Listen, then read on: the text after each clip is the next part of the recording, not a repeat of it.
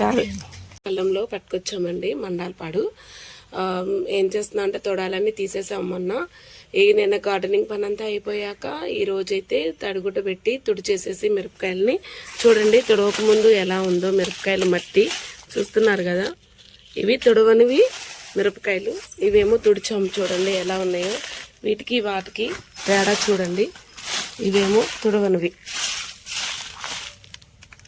ఇవేమో తుడిచినవి. చూడండి ఎలా ఉన్నాయో మిరపకాయలు. ఇవన్నీ తుడిచేసామన్నమాట. ఇవి ఇప్పుడు తడిగుడ్డ పెట్టి తుడిచి చక్కగా ఎండలో ఆరబోసుకోండి.